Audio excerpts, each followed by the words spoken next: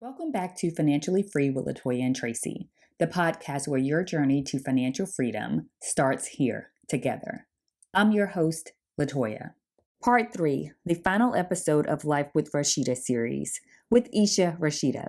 In Part 1, we broke down real numbers, housing, healthcare, employment, and what it actually costs to live in Ghana versus the United States.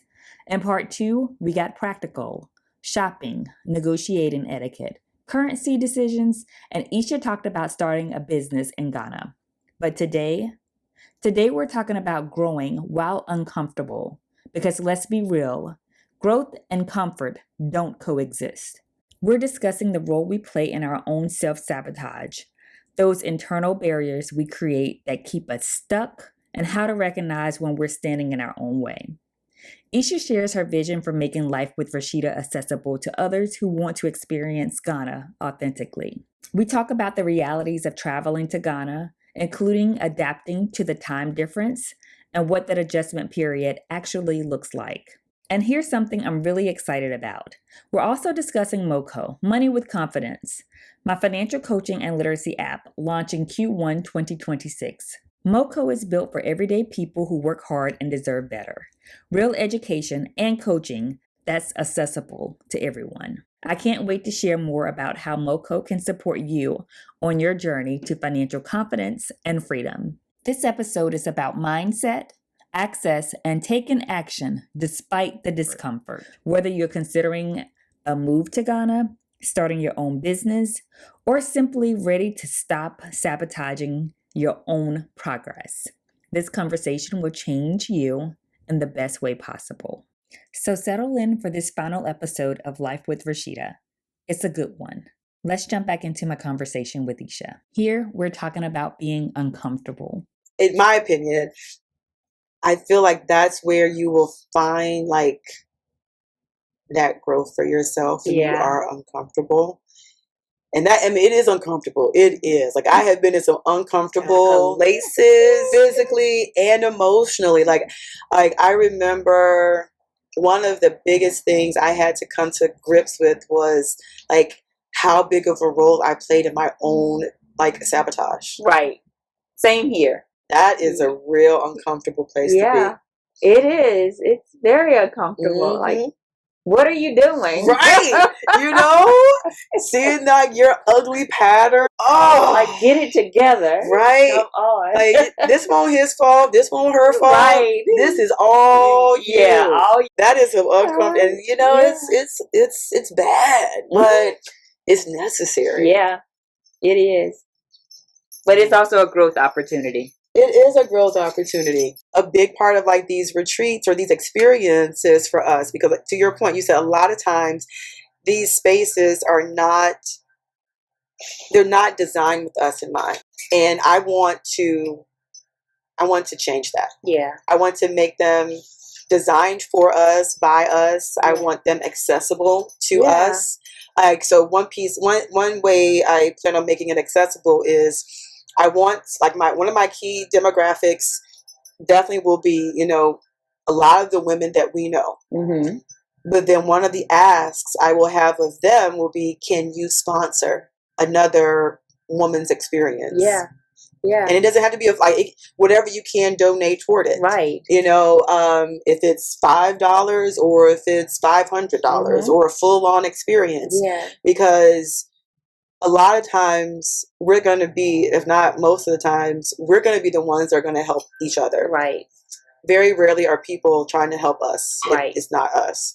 And we're out, like a lot of us have disposable income. Mm-hmm. You know, a lot of my friends either, like I'm 48. A lot of my friends are my age and either they've never had kids or their kids are grown now and they're empty nesters. Yeah. And they have done extremely well for themselves. And they want to find out what's next for themselves. They want to either build a business or they want to see how they can help other women. So here's an opportunity for them to do both. That's another way I see this being accessible, because it could be amazing. Can you imagine if like you're coming out of college or out of grad school and then you stumble across an experience and you can like apply for it? What I'm designing now with Life with Rashida, it's not just for you know, 45 plus women right. who make six figures and above. Right. It's for all of us that need the time and the space to devote to something bigger than who we are, to try and figure out what's next. Mm-hmm. And we want to do other things with and for other women, especially African American women. I love it. I love experiences. Yeah, I do. Like, I will spend money on things like that. Like, it would not be a thing for me to drop. I'm going to spend $5,000 on something mm-hmm. that feeds my spirit. Yeah. Life with Rashida. How can we make this happen? Some type of platforms that people can join. I love that. How can we hold each other accountable for saving? Yeah. That's a really cool idea. And you can have weekly meetings, because I'm going to go and experience you life absolutely with Rashida. are. So, hey, yes, and you see the progress you're making towards your goal. And then I have that plane ticket and I'm off to Ghana. You're off to Ghana. And honestly, like, it's Ghana because I love Ghana, and I thought Ghana is such a welcoming country for anybody. I've heard great things about it from Tracy. Yeah. I wish you would have made the I trip. know, but you know what? I have this number of hours in my head that is a maximum number of flight hours. And anything above that, I'm like, I'll sit online. But now that I've talked to you about it, I do want to go just so that I can experience life with Rashida in Ghana. So that would, I am open to going now. You would love it. And the flight, there's things we can do with the flight. I get that. Depending on how you do, like, let me ask you, how do you do? Is it that you're uncomfortable on the plane? Is it? I'm okay with the plane. It's okay. Back to migraines. It's like my body has this like timer. Like, if I don't get enough rest or whatever, it can trigger. We went to Hawaii. And I will never forget, like in 2014, and because we did it all nonstop or whatever, when I got there, my first day, I was completely down because I had a massive migraine. Technically, it's like a 15 hour flight, but it's because of the time difference. So when you land at in Accra at 7 a.m., it'll feel like it's 3 a.m. with your because of the 4 hour time difference, unless it's daylight savings. So unfortunately, right now, because we just fell back, it's a 5 hour time difference. Okay. So right now it is 8:30 at night. Okay. In Accra, but not during daylight savings. There'll be a 4 hour time difference. So we'll use that for the purposes of this example. So you land at 7 a.m. in the morning. For your body, it'll feel like it's 3 a.m.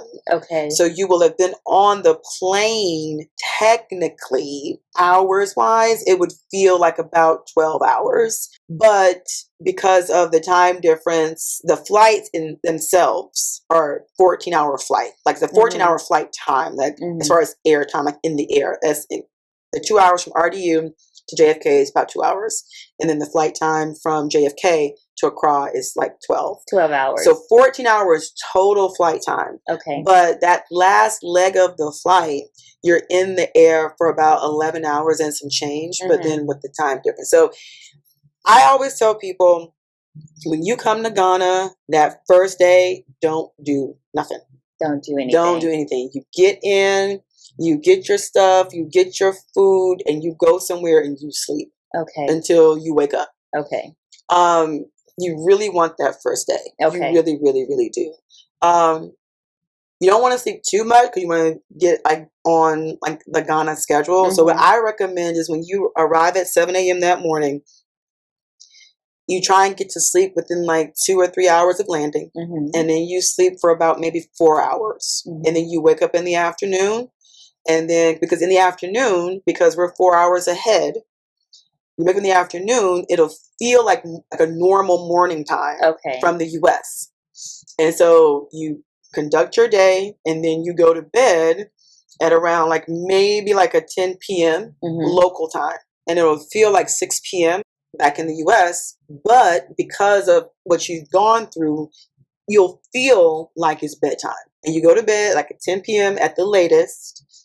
And then you wake up your normal time, like your 8 or 9 or whatever it is, and then the following day to get on Ghana time. Okay. But you really do need that first day to do nothing. I would definitely be proactive about that situation because that is longer than I would typically want to fly. It is a long flight. But I would say if you can, Delta One is the best. Premium Select is also a good I would probably budget for the Delta One. Yeah. Just knowing my body and my head, because we know a migraine can shut you down completely. And on a plane is like the worst. Yeah. So yeah. I can see that. I'm still looking forward to coming. Oh, I think you would love it. I will be there. I will come. I like the idea with the app too. I love what you're doing with your finance. So tell me more about that. Okay. The name of the app is MoCo, Money with Confidence. So yes, it's an all-inclusive like financial platform with financial coaching and financial literacy. So people can budget, they can track their expenses, they can track their credit scores, and there is also an AI feature so that they can ask personalized financial questions, and it'll give them solutions to whatever they're asking for. They can say, hey, this is my paycheck, these are my bills, can you create a budget for me for this pay period? And it'll save that information within the app for them. And they can set goals and track their goals. I want it to be affordable and accessible to people who really want to just do a better job of managing their money and their finances. So there's a social impact. So part of what I make from the app will go back into the communities. And my goal is to be able to coach people for free, no charge at all, just offer free financial coaching. You know, people who are experiencing hardships, like, you know, let this program help you out. We're going to take care of this debt for you. That is my ultimate goal. And it's even bigger than that with the homeless population. It is so necessary because a lot of times, you know, like it happens, you know, generally, you know, people like us are like, you're on your own, you're in school, you're working, you have school debt, medical debt, or just debt in general because you use credit cards because you had to do this and like it's so difficult. And once you get into debt, it's so hard to get you have to be disciplined. You have to just have tunnel vision, and an accountability partner helps. But then if you don't have a resource, anybody to bounce things off, you're kind of lost. You feel like you don't know. So it feels like it's so hard to get out of by yourself, and like budgeting, like, because it's not something that generally is taught. You know? Not, and it's not talked about growing up. No, not talked about. My parents never talked about money. I honestly remember people calling the house, and my dad would be like, "Don't answer that." Right. I think I just did a podcast on that, like, answer the call, because I think I just did. I think it is like One Paycheck Away is the name of the episode, but. Yeah, because when creditors call, it's like they're really calling to see, hey, what's going on? Yeah. We may have a program. We may have a hardship program. We may be able to take these payments and put them on the end of your loan and not impact your credit. And, there's so many things out there, but people just don't know. So people have been taught, don't answer the call. Caller ID is your best friend. Do not answer that call. Exactly. I really want people to experience their best financial life, and it's possible. And so many people, young people, single parents, are living paycheck to paycheck. And they don't realize, spending $3 here, $5 here, $10 there. They don't realize how that adds up, and that money could be their emergency savings. So when they have a flat tire or a spike in their electric bill or something like that, they're not familiar with, or it's just unexpected, it don't derail them completely. Exactly, because I've been there. I have been there. Yeah. It happens. Like you lose your job, or there's a federal shutdown. Yep, exactly. Like it happens. It happens. I remember the first time I got laid off. I've been laid off twice. The first time was, I used to work for WorldCom before it became, I think it was Verizon actually, maybe. And they were doing the merger, and it was like my first real job out of college. And so of course they, last one in, first one out. Yeah, right. And plus I was low, I'm an associate. And so that was my first real job, and I got laid off. I was like, what in the world? And I went right back into hospitality and started working back in hotels and restaurants. And then the second time I got laid off, I left the restaurant industry and went into corporate and got laid off. I was like, I'm done with corporate. And then that's when I went to philanthropy. I went to nonprofit. and I never got laid off again. It can be very, very scary when that happens, especially if you're single. So I get it. So I'm going to use your app. Thank you. Because I'm building a business. So I'm sure I'm going to need assistance. And there is definitely a feature where people can have a goal for Life with Rashida, and they can track it. I'm excited about it. That's what I'm working on, and I'm excited for you. It's an app with a purpose. It truly has a purpose. So I'm taking all the years of experience with banking, finance, accounting, and giving it back to the community. I love this. How difficult was it, or what was the process in building an app? Because at some point I want to build one. I think this is totally the grace of God, because the day that I decided to resign from my position, I don't know if it was the same day or not long after that, something came across my feed on Instagram, I think. And I looked into building an app many years ago, and it was like $40,000-$50,000, something ridiculous. And I'm like, I want it, but that's a big, investment. So this time around, I saw this reel shortly after I decided to leave my position. And I was like, I'm going to sign up for this webinar. The investment was a fraction of that. I'm working with a consultant. I think she's in Australia. Wow. Yeah. There's a big time difference for us because our meetings are so weird. But I tell her what I want in the app. I've explained exactly what I want, the features in the app. And they've been building it, and we've been having scheduled meetings. So we're almost at the end of it, and I'm about to start testing it. And because it's for people who really want to improve their overall financial well-being. I want to listen to them and things or suggestions that people make. I would love it if this was a part of the app, or I want to take that feedback and, build it so that it is the absolute best app for the people who are using it. Love it. I love this. Yes. I am such a firm believer in the universe putting in front of you the things, the people, and the resources, opportunities, what have you, right when you need it. I was excited and nervous at the same time, but that's when you know it was the right thing to do. Yeah. So because if it doesn't scare you a little bit, right? It scares me a lot. A lot of it. But I was I'm grateful to be in this space where I have the opportunity to do that. And I have an excellent partner who's been very supportive, and I have the financial resources to be able to invest in something like this. Right. So I'm everything is aligned. This is my time to go for it, because I'm 47, Yeah. I'll be 48 very soon in a couple of months. And it's if not now, when? Then when, right? And you spend all of these years investing everything in other people's visions and dreams. 100%, and giving it my all and doing a very great job at it. And it's I can do that for me. I can do that for while me. helping people. I am with you 100%. I'm so happy for you. Thank you so much, Eshe. Thank you for doing this, for talking to me about your experiences and your pleasure. business. I'm happy to talk more about it because I'm still navigating some of the other financial pieces. So the next big thing for me in Ghana is getting my apartment and my studio together. I'm looking for a joint space. Yeah. And so I have a Ghanaian over there who's supposed to be helping me negotiate. So that's one of the big things about Ghana, at least. If you can find somebody that's Ghanaian, they can do some of your negotiations for you for big things like that. Yeah.